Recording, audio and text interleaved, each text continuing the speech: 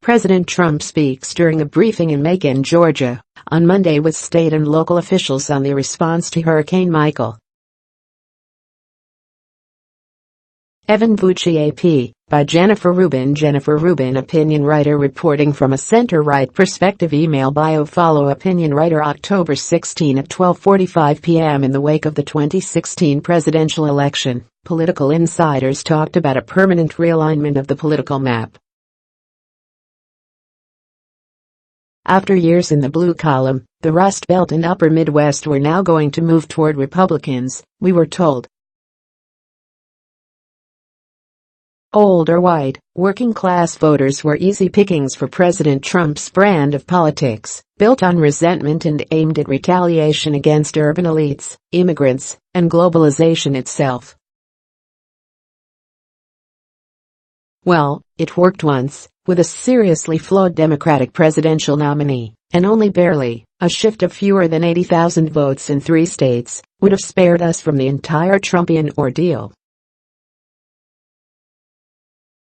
The 2016 results nevertheless prompted Democrats to agonize over their failure to represent the interests of white, working-class voters, especially men.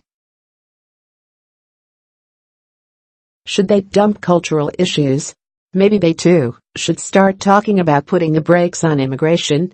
Why don't you vote? It seems that the freak-out was unnecessary and overwrought, and the GOP's grip on formerly blue states was illusory.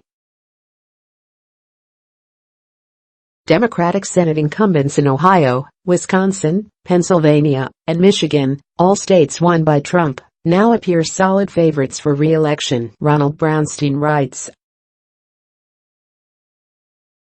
The party is favored for the governorships in Michigan and Pennsylvania, and locked in close races in Wisconsin, Ohio, and Iowa, the 5th Midwestern state key to Trump's 2016 victory.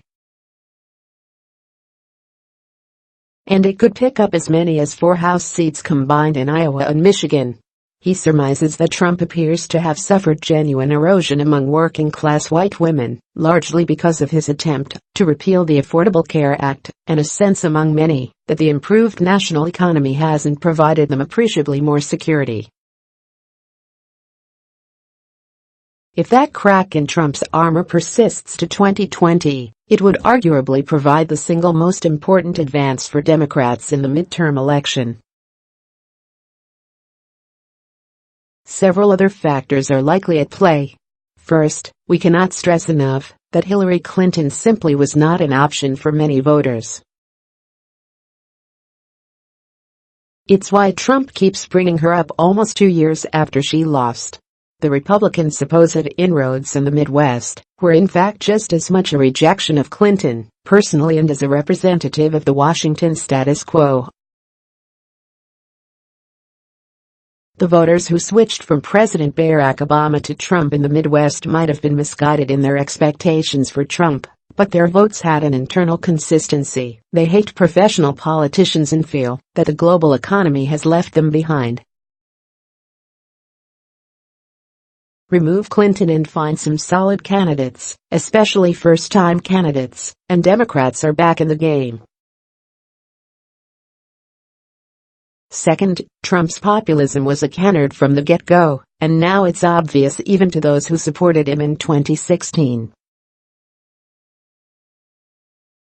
When you pass tax cuts for the rich, propose cutting Medicaid, support repeal of the ACA, that would hit rural communities hardest, inflict tariffs and defend an administration rife with corruption, good luck trying to convince working-class voters that you are on their side. Democrats' bread-and-butter economic appeal, which works for white, working-class voters as well as for suburbanites and urbanites, worked for Obama and still can resonate with many voters. Third, Trump's misogyny and male grievance crusade come with a cost. Republicans face a problem, not just from Democratic and independent women who have been energized, but also from women who are no longer Republican.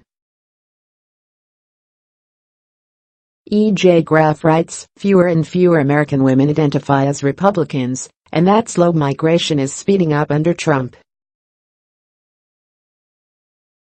Trump's election put this gender shift on steroids, Democratic pollster Anna Greenberg says.